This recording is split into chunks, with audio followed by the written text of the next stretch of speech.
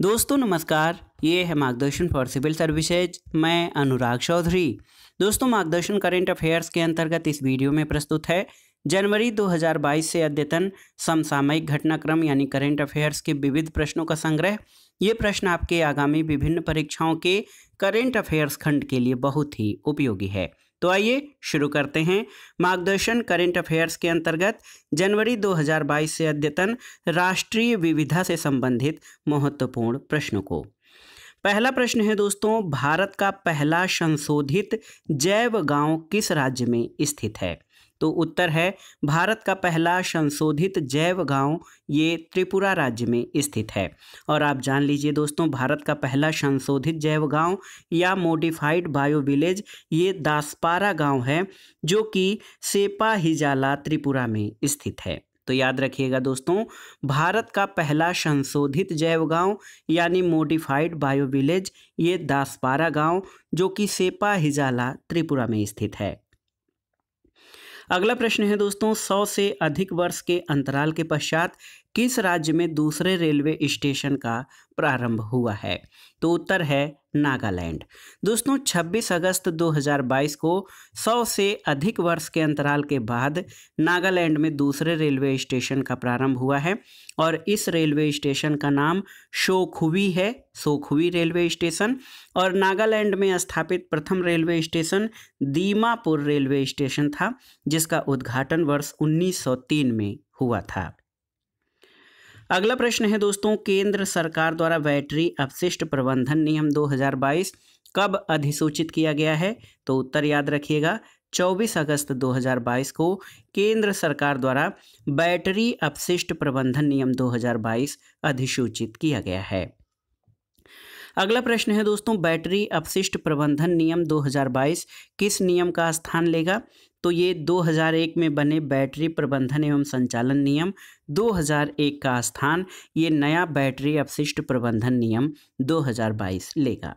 और आप जान लीजिए दोस्तों, बैटरी अपशिष्ट प्रबंधन से संबंधित नए नियम जो है ये पर्यावरण, वन और जलवायु परिवर्तन मंत्रालय द्वारा अधिसूचित किए गए हैं। अगला प्रश्न है दोस्तों, प्रधानमंत्री नरेंद्र मोदी ने किस कैंसर अस्पताल में और अनुसंधान केंद्र को राष्ट्र को समर्पित किया है? तो उत्तर है होमी भाभा कैंसर अस्पताल और अनुसंधान केंद्र। और आप जान लीजिए 24 अगस्त 2022 को प्रधानमंत्री नरेंद्र मोदी ने जो है होमी भाभा कैंसर अस्पताल और अनुसंधान केंद्र को जो है राष्ट्र को समर्पित किया है। और ये कैंसर अस्पताल आप जान लीजिए साहिबजादा अजीत सिंह नगर मोहाली पंजाब में स्थित है। अगले प्रश्न पर आते हैं दोस्तों, देखिए हाल में केंद्र सरकार ने किस झील को राष्ट्रीय महत्व का स्थल घोषित करने की अपनी मंशा प्रकट की है? तो उत्तर है अनंगताल झील, जो कि नई दिल्ली में है और इसको केंद्र सरकार ने राष्ट्रीय महत्व का स्थल घोषित करने की घोषणा की है। अगला प्रश्न है, भारत का पहला 3D प्रिंटेड पोस्ट ऑफिस कहाँ स्थापित किया गया है? तो याद रखिएगा बंगलुरु कर्नाटक में। और इस पोस्ट ऑफिस का निर्माण दोस्तों लार्सन एंड टूब्रो के द्वारा किया जा रहा है। अगला प्रश्न है, प्रधानमंत्री नरेंद्र मोदी द्वारा कहाँ पर अत्याधुनिक अमृता अस्पताल का उद्घाटन किया गया है? तो उत्तर है फरीदाबाद हरियाणा में 24 अगस्त 2022 को प्रधानमंत्री मोदी ने अत्याधुनिक अमृता अस्पताल का उद्घाटन किया है। और आप जान लीजिए कि ये अस्पताल माता अमृतानंदमयी मठ के द्वारा संचालित है। अगला प्रश्न है दोस्तों, भारत की सबसे लंबी और सबसे भारी मालगाड़ी यानी longest and heaviest freight train कौन सी है? तो ये है सुपर वासुकी। दोस्तों सुपर वासुकी ट्रेन जो है ये भारत की सबसे लंबी और भारी मालगाड़ी है। और सुपर वासुकी ट्रेन की लंबाई जो है ये 3.5 किलोमीटर है और इसमें कुल 295 डिब्बे हैं। दोस्तों सुपर वासुकी ट्रेन का सकल भार कितना है? तो ये 25,962 टन है। और सुपर वासुकी ट्रेन को कहाँ से कहाँ तक चलाया गया है? तो याद रखिएगा कोरबा छत्तीसगढ़ से राजनांदगांव नागपुर तक। तो ये दोस्तों सुपर वासुकी ट्रेन भारत की सबसे लंबी और भारी मालवाहन गाड़ी है। अगला प्रश्न है दोस्तों, आकाशा एयर की पहली उड़ान किन दो शहरों के बीच संचालित हुई है? तो याद रखिएगा 7 अगस्त 2022 को मुंबई से अहमदाबाद के बीच आकाशा एयर की पहली उड़ान संचालित हुई है। अगला प्रश्न है दोस्तों, Indian institute of heritage deemed विश्वविद्यालय की स्थापना कहाँ की जा रही है? तो उत्तर है नोएडा गौतम बुद्ध नगर उत्तर प्रदेश में। ये यूपी स्पेशल के लिए बहुत ही महत्वपूर्ण प्रश्न है। इंडियन इंस्टीट्यूट ऑफ हेरिटेज यानी भारतीय विरासत संस्थान, ये डीम्ड विश्वविद्यालय के रूप में इसकी स्थापना दोस्तों नोएडा गौतम बुद्ध नगर में की जा रही है। अगला प्रश्न है दोस्तों, फोरेंसिक साक्ष्य के संग्रहण को अनिवार्य बनाने वाली 6 वर्षों से अधिक के दंडनीय अपराधों के लिए देश की पहली पुलिस किस राज्य या केंद्र शासित प्रदेश की है?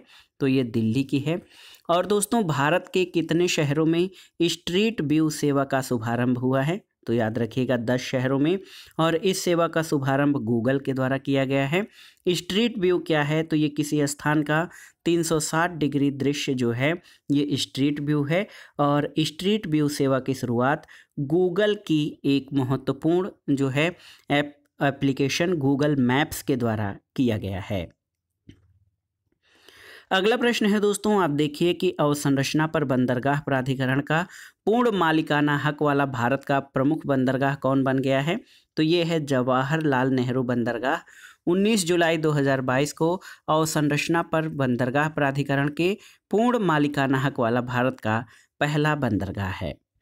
अगला प्रश्न है, देश में कहाँ पर ग्रे वाटर प्रबंधन प्रणाली को 100% लागू किया गया है? तो पप्पनकुझी कांचीपुरम तमिलनाडु में दोस्तों पहली बार ग्रे वाटर प्रबंधन प्रणाली को 100% लागू किया गया है। अगला प्रश्न है दोस्तों, आप देखिए महत्वपूर्ण प्रश्न है कि भारत सरकार द्वारा कहां पर नई रेल लाइन को मंजूरी दी गई है? तो ये है तरंगा हिल अंबाजी आबू रोड रेल लाइन, इसको नई रेल लाइन को मंजूरी दी गई है। और इस रेल लाइन की लंबाई कुल 116.65 किलोमीटर होगी।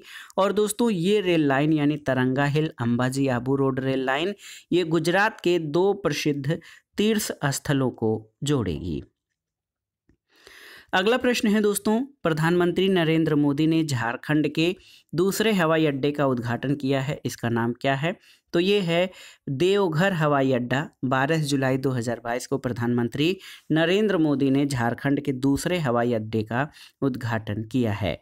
दोस्तों, ये जो हवाई अड्डा है ये सीधी कनेक्टिविटी सेवा प्रदान करेगा बाबा बैद्यनाथ धाम को। और झारखंड का प्रथम एयरपोर्ट बिरसा मुंडा हवाई अड्डा ये रांची में स्थित है। अगले प्रश्न पर आते हैं दोस्तों, भारत ने किस शहर में विश्व के सबसे लंबे डबल डेकर मार्ग सेतु का निर्माण कर एक विश्व रिकॉर्ड स्थापित किया है? तो ये नागपुर महाराष्ट्र में। इसकी लंबाई दोस्तों कुल 3.14 किलोमीटर है। और इस सेतु का निर्माण दोस्तों भारतीय राजमार्ग प्राधिकरण और महाराष्ट्र मेट्रो द्वारा किया गया है। अगला प्रश्न है, केंद्रीय गृह मंत्री अमित शाह के द्वारा स्टैचू ऑफ पीस यानी शांति की प्रतिमा का अनावरण कहाँ किया गया है? तो उत्तर है 7 जुलाई 2022 को श्रीनगर जम्मू और कश्मीर में केंद्रीय गृह मंत्री अमित शाह द्वारा स्टैचू ऑफ पीस के प्रतिमा का अनावरण किया गया है। स्टैचू ऑफ पीस किससे संबंधित है? तो श्री रामानुजाचार्य से संबंधित है। और इस प्रतिमा की ऊंचाई 4 फीट है और इसका वजन 600 किलोग्राम है। दोस्तों, राजस्थान स्थित स्टैचू ऑफ पीस ये जैन आचार्य श्री विजय वल्लभ सुरेश्वर जी महाराज से संबंधित है। तो याद रखिएगा दोस्तों, केंद्रीय गृह मंत्री अमित शाह के द्वारा स्टैचू ऑफ पीस की प्रतिमा का अनावरण श्रीनगर जम्मू और कश्मीर में किया गया है। और दोस्तों, राजस्थान में भी स्टैचू ऑफ पीस प्रतिमा है और ये जैन आचार्य श्री विजय वल्लभ सुरेश्वर जी महाराज से संबंधित है। अगला प्रश्न है दोस्तों, किस भारतीय बल के लिए केंद्रीकृत वेतन प्रणाली PADMA का शुभारंभ किया गया है? तो भारतीय तटरक्षक बल। आप जान लीजिए दोस्तों, देखिए PADMA का शुभारंभ भारतीय तटरक्षक बल के लिए किया गया है। और PDMA का पूरा नाम payroll automation for disbursement of monthly allowances यानी PADMA। अगला प्रश्न है दोस्तों, पूरी तरह से पनबिजली और सौर ऊर्जा से संचालित होने वाला भारत का पहला हवाई अड्डा कौन बना है? तो ये है इंदिरा गांधी अंतर्राष्ट्रीय हवाई अड्डा नई दिल्ली। और जान लीजिए कि पूर्ण रूप से सौर ऊर्जा द्वारा संचालित होने वाला विश्व का पहला हवाई अड्डा कौन है? तो ये कोचीन अंतर्राष्ट्रीय हवाई अड्डा जो है ये पूर्ण रूप से सौर ऊर्जा द्वारा संचालित होने वाला विश्व का पहला हवाई अड्डा है। अगला प्रश्न है, किस रेलवे स्टेशन से रामायण सर्किट पर चलने वाली भारत गौरव टूरिस्ट ट्रेन को हरी झंडी दिखाई गई है? तो दोस्तों 21 जून 2022 को सफदरगंज रेलवे स्टेशन नई दिल्ली से रामायण सर्किट पर चलने वाली भारत गौरव टूरिस्ट ट्रेन को हरी झंडी दिखाई गई है। और भारत और नेपाल को जोड़ने वाली पहली पर्यटक रेलगाड़ी ये भारत गौरव ट्रेन है। अगला प्रश्न है दोस्तों, भारत गौरव योजना के तहत भारत की पहली निजी ट्रेन सेवा किन स्टेशनों के मध्य संचालित की गई है? तो ये कोयंबटूर उत्तर तमिलनाडु से साईनगर शिरडी महाराष्ट्र के बीच दोस्तों भारत की पहली निजी ट्रेन सेवा शुरू की गई है। अगला प्रश्न है कि केंद्रीय मंत्री जितेंद्र सिंह ने कहां पर भूकंप वेधशाला का उद्घाटन किया है? तो उत्तर है ऊधमपुर जम्मू एवं कश्मीर में दोस्तों केंद्रीय मंत्री जितेंद्र सिंह ने 21 जून 2022 को भूकंप वेधशाला का उद्घाटन किया है। अगला प्रश्न है, जगत गुरु श्री संत तुकाराम महाराज शिला मंदिर का उद्घाटन किसने किया है? तो भारत के प्रधानमंत्री नरेंद्र मोदी ने। और दोस्तों ये मंदिर यानी जगत गुरु श्री संत तुकाराम महाराज शिला मंदिर ये देहू पुणे महाराष्ट्र में स्थित है। अगला प्रश्न है दोस्तों, किस राज्य ने ब्लू ड्यूक को अपने आधिकारिक राज्य तितली के रूप में घोषित किया है? तो सिक्किम ने।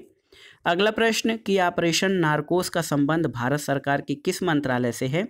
तो याद रखिएगा ये रेल मंत्रालय से संबंधित है। इसका उद्देश्य क्या है? तो रेल के माध्यम से होने वाले नशीले पदार्थों की तस्करी रोकना जो है नारकोस का उद्देश्य है। अगला प्रश्न है दोस्तों, किसी राष्ट्रीय उद्यान के अंतर्गत स्थित किसी गांव के सामुदायिक वन संसाधन अधिकारों को मान्यता देने वाला दूसरा राज्य कौन बना है? तो ये है छत्तीसगढ़। और दोस्तों देखिए सामुदायिक वन संसाधन यानी कम्युनिटी फॉरेस्ट रिसोर्सेज को मान्यता देने वाला पहला राज्य कौन सा था? तो ये था ओडिशा। अगला प्रश्न है दोस्तों, पहली बार डाक विभाग द्वारा ड्रोन का उपयोग कर डाक को कहां से कहां तक पहुंचाया गया? तो ये हाबे गांव से नेर गांव जो कि कच्छ जिला गुजरात में है, यहाँ पर पहली बार डाक विभाग द्वारा ड्रोन का उपयोग करके डाक पहुंचाया गया है। अगला प्रश्न है दोस्तों, राष्ट्रीय साइबर फोरेंसिक प्रयोगशाला का उद्घाटन कहाँ पर किया गया है? तो 14 मई 2022 को हैदराबाद में राष्ट्रीय साइबर फोरेंसिक प्रयोगशाला का उद्घाटन किया गया है। और इसका उद्घाटन हैदराबाद के दोस्तों केंद्रीय फोरेंसिक विज्ञान प्रयोगशाला के परिसर में किया गया है। अगले प्रश्न पर आते हैं कि केंद्रीकृत मार्ग का अधिकार यानी राइट ऑफ वे अनुप्रयोगों और अनुमतियों की प्रक्रिया को सुव्यवस्थित बनाने के लिए किस पोर्टल की शुरुआत की गई है? तो ये है गति शक्ति संचार। गति शक्ति संचार पोर्टल दोस्तों ये केंद्रीकृत मार्ग का अधिकार अनुप्रयोग और अनुमतियों की प्रक्रिया को सुव्यवस्थित बनाने के लिए शुरू की गई है। और इस पोर्टल की शुरुआत दूर संचार विभाग द्वारा की गई है। अगला प्रश्न है दोस्तों, स्किल इंडिया इंटरनेशनल सेंटर कहाँ स्थापित किया जाएगा? तो याद रखिएगा वाराणसी उत्तर प्रदेश में दोस्तों स्किल इंडिया इंटरनेशनल सेंटर स्थापित किया जा रहा है। अगला प्रश्न है, किस राज्य की पुलिस को प्रेसिडेंट्स कलर पुरस्कार से सम्मानित किया गया है? तो असम की पुलिस को दोस्तों प्रेसिडेंट कलर्स पुरस्कार से सम्मानित किया गया है।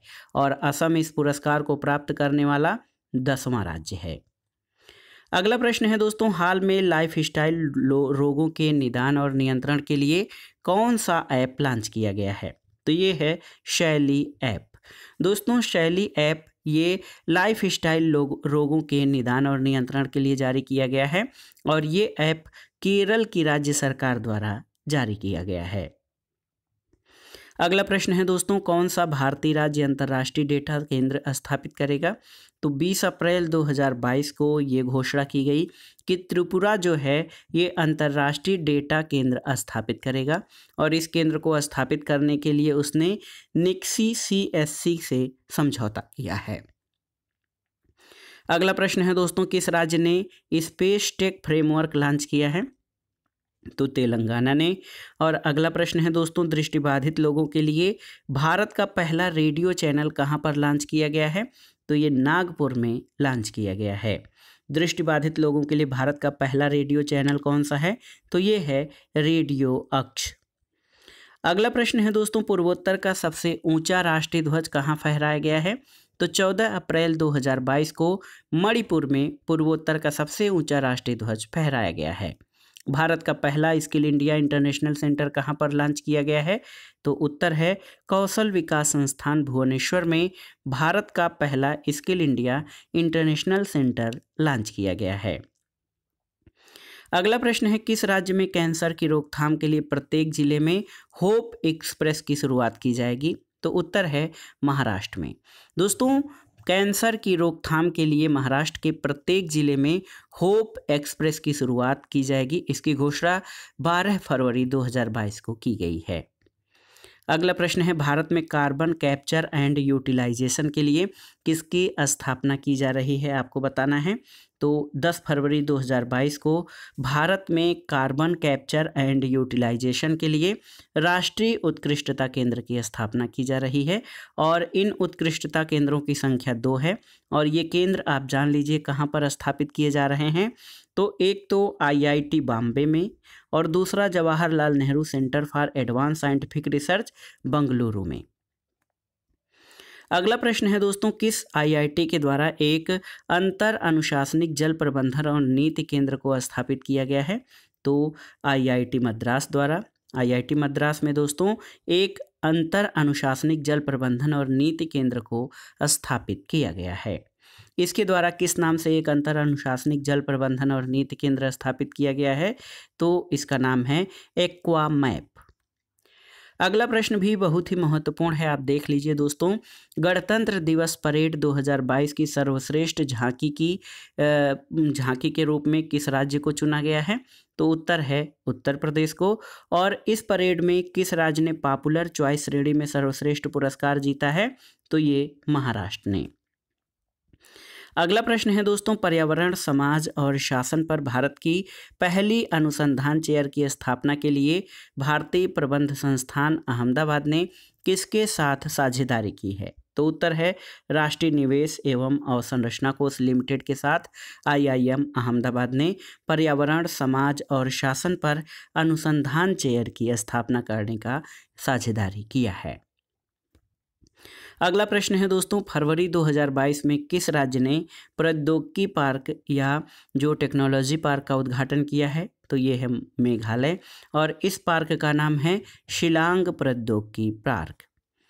अगला प्रश्न है दोस्तों, किस डिवीजन ने 100वीं टेक्सटाइल ट्रेन का संचालन किया है? तो मुंबई सेंट्रल यानी पश्चिमी रेलवे ने। और इसका संचालन चलथन से संकरैल के बीच किया जा रहा है। और दोस्तों, पहली टेक्सटाइल एक्सप्रेस का उद्घाटन 1 सितंबर 2021 को किया गया था। अगला प्रश्न है दोस्तों, भारत सरकार के गृह मंत्रालय ने राष्ट्रपिता महात्मा गांधी के कुल्हड़ों से बने भित्ति चित्र का अनावरण कहाँ पर किया है? तो ये है साबरमती रिवर फ्रंट अहमदाबाद गुजरात में। और लाल रंग की चमकीली मिट्टी के 2975 कुल्हड़ों से दीवार पर बने इस 100 वर्ग मीटर के भित्ति चित्र की विशेषता ये है कि ये भारत में अपनी तरह का केवल दूसरा और गुजरात में पहला भित्ति चित्र है। अगला प्रश्न है दोस्तों, शोध गतिविधियों, पेटेंट दायर और प्रकाशन जानकारी की सूचनाओं को प्रसारित करने के उद्देश्य से किस पोर्टल की शुरुआत की गई है? तो उत्तर है NIPER। जनवरी 2022 में NIPER की स्थापना दोस्तों शुरुआत ये रिसर्च एक्टिविटीज़, पेटेंट दायर और प्रकाशन जानकारी को प्रसारित करने के लिए की गई है। और NIPER का पूर्ण रूप है national institute of pharmaceuticals education and research. और इस पोर्टल का शुभारंभ केंद्रीय रसायन एवं उर्वरक मंत्रालय के द्वारा किया गया है। अगला प्रश्न है कि किस राज्य में पहली बार मालगाड़ी पहुंची है? तो उत्तर है 27 जनवरी 2022 को पहली बार मणिपुर में मालगाड़ी पहुंची है। और ये मालगाड़ी मणिपुर के रानीगैडिनेल्यू रेलवे स्टेशन पर पहुंची है। अगला प्रश्न है दोस्तों, दक्षिणी मोबुआंग को किस राज्य का पहला ODF+ गांव घोषित किया गया है? तो मिजोरम। मिजोरम दोस्तों ये ODF लसगांव दक्षिणी मोबुआंग है मिजोरम का। और भारत का पहला ग्राफीन इनोवेशन सेंटर कहाँ स्थापित किया जा रहा है, तो केरल में। और अगला प्रश्न है, वर्ष 1930 के जंगल सत्याग्रह की स्मृति में संग्रहालय कहाँ स्थापित किया जाएगा, तो ये पुसद महाराष्ट्र में। और अगले प्रश्न पर आते हैं दोस्तों, किस राज्य अथवा केंद्र शासित प्रदेश की पुलिस ने अपना पहला पॉडकास्ट किस्सा खाकी का लॉन्च किया है, तो उत्तर है दिल्ली ने। अगला प्रश्न है कि खादी के कपड़े से बना विश्व का सबसे बड़ा राष्ट्रीय ध्वज कहाँ प्रदर्शित किया गया है, तो जैसलमेर राजस्थान में। देखिए, पूर्वोत्तर के किन 3 राज्यों को जोड़ने वाली पहली जन शताब्दी एक्सप्रेस का शुभारंभ किया गया है, तो असम, मणिपुर और त्रिपुरा को जोड़ने वाली पहली जन शताब्दी एक्सप्रेस ट्रेन का शुभारंभ 8 जनवरी 2022 को किया गया है। अगला प्रश्न है दोस्तों, केवड़िया रेलवे स्टेशन का नाम बदलकर क्या रखा गया है, तो एकता नगर। और ये केवड़िया रेलवे स्टेशन जिसका नाम एकता नगर रखा गया है, ये गुजरात में स्थित है। अगला प्रश्न है दोस्तों, भारतीय मानक ब्यूरो का 75वां स्थापना दिवस कब मनाया गया है, तो याद रखिएगा 6 जनवरी 2022 को। अगला प्रश्न है कि केंद्रीय मंत्री डॉक्टर जितेंद्र सिंह ने कहां पर भारत के पहले ओपन रॉक संग्रहालय का उद्घाटन किया है, तो हैदराबाद में किया है। अगला प्रश्न है दोस्तों, केंद्रीय मंत्री डॉक्टर जितेंद्र सिंह ने किन शहरों के लिए भूकंप जोखिम मानचित्र जारी किए हैं, तो लखनऊ और देहरादून के लिए। अगला प्रश्न बहुत ही महत्वपूर्ण है, ओडिशा का कौन सा जिला बाल विवाह मुक्त घोषित किया गया है, तो ये गंजाम जिला है। और इसके लिए निर्भया कढ़ी नामक योजना कार्यक्रम शुरू किया गया है। अगला प्रश्न है, कौन सा राज्य देश का पहला 100% LPG युक्त और धुआं मुक्त राज्य बन गया है, तो ये हिमाचल प्रदेश है। अगला प्रश्न है, जम्मू कश्मीर का पहला दूध गांव या मिल्क विलेज किसे घोषित किया गया है, तो इसका नाम है जेरी बस्ती को जनवरी 2022 में जम्मू कश्मीर का पहला दूध गांव घोषित किया गया है। अगला प्रश्न है, भारत का पहला जियोलॉजिकल पार्क कहाँ बनाया जाएगा, तो ये जबलपुर मध्य प्रदेश में। और दोस्तों ये पार्क नर्मदा नदी के तट पर स्थित होगा। अगला प्रश्न है, लिविंग रूट ब्रिज जीवित जड़ पुल कहाँ पर है, तो ये मेघालय में है। अगला प्रश्न है दोस्तों, उत्तर प्रदेश सरकार ने झांसी रेलवे स्टेशन का नाम बदलकर क्या रखने की घोषणा की है, तो ये है वीरांगना लक्ष्मीबाई रेलवे स्टेशन। 29 दिसंबर 2021 को इसकी घोषणा की गई है। अगला प्रश्न है, किस राज्य में नरेंद्र मोदी मार्ग नामक सड़क का उद्घाटन हुआ है, तो सिक्किम में। किस राज्य का हाईकोर्ट देश की पहली पेपरलेस अदालत बन गई है, तो ये केरल हाईकोर्ट 1 जनवरी 2022 को पहली पेपरलेस अदालत बना है, जो है दोस्तों केरल हाईकोर्ट। अगला प्रश्न है, तमिलनाडु सरकार द्वारा किस गीत को राज्य गीत के रूप में घोषित किया गया है, तो ये है तमिल थाई बल्थू। ये जो गीत है इसको 17 दिसंबर 2021 को राज्य गीत के रूप में घोषित किया गया है।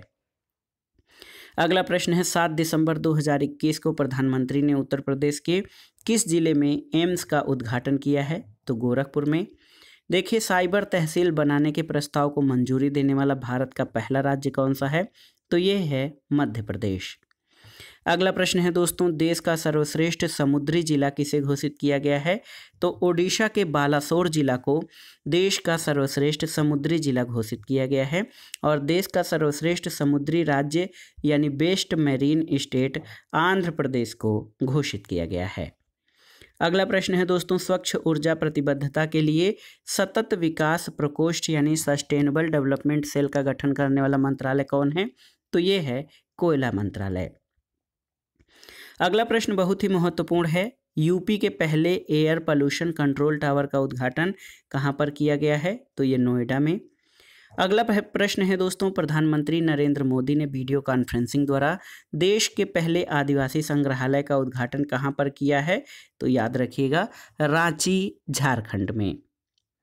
अगला प्रश्न है, वह स्थान जहां पर भारत की पहली घास संरक्षिका यानी ग्रास कंजर्वेटरी का उद्घाटन किया गया है, तो रानीखेत अल्मोड़ा उत्तराखंड में। अगला प्रश्न है दोस्तों, 108 करोड़ रुपए की लागत राशि से 49.42 एकड़ क्षेत्र पर बनने वाले किस विश्वविद्यालय की आधारशिला गृह मंत्री अमित शाह ने रखी है, तो 13 नवंबर 2021 को दोस्तों आजमगढ़ राज्य विश्वविद्यालय की आधारशिला गृह मंत्री अमित शाह ने रखी है।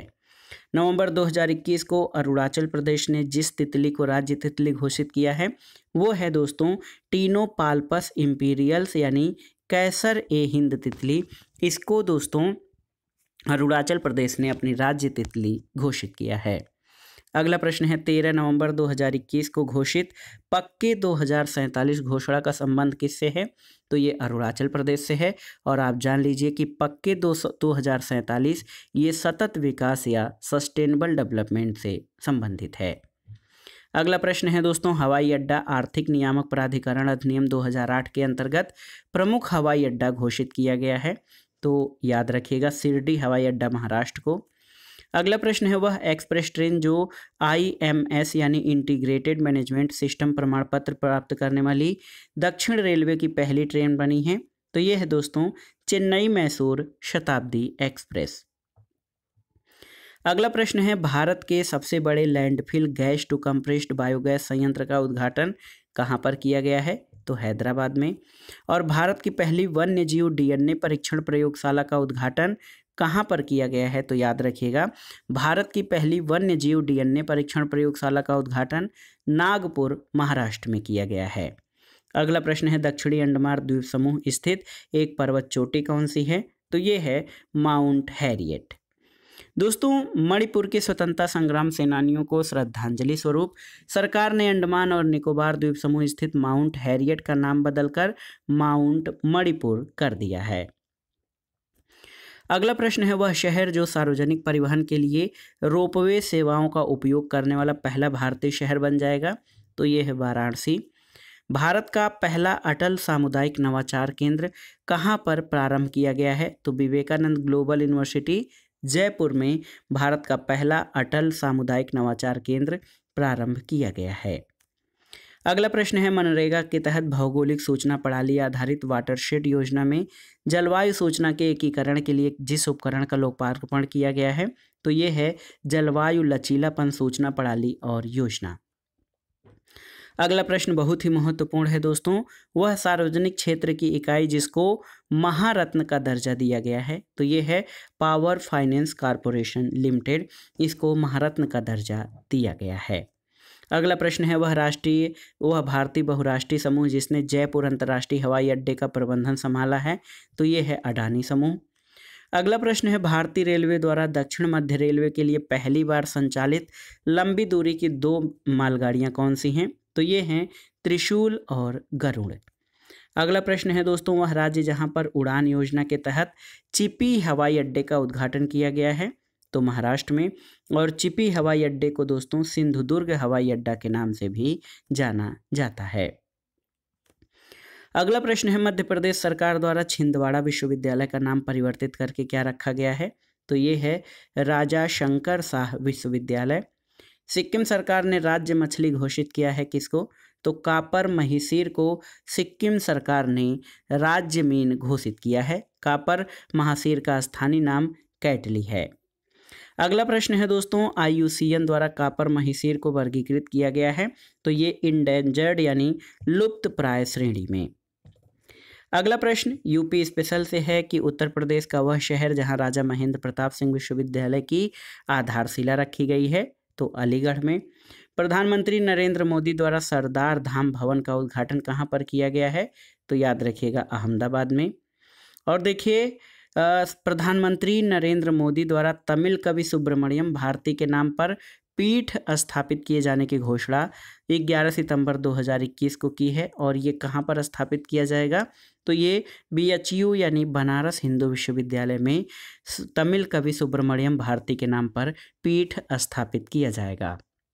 और राष्ट्रीय घटनाक्रम के विविध घटनाओं से संबंधित जो करंट अफेयर्स है इसका लास्ट प्रश्न है कि तत्कालीन राष्ट्रपति रामनाथ कोविंद ने उत्तर प्रदेश के जिस शहर में राष्ट्रीय विधि विश्वविद्यालय की आधारशिला रखी है तो ये है प्रयागराज।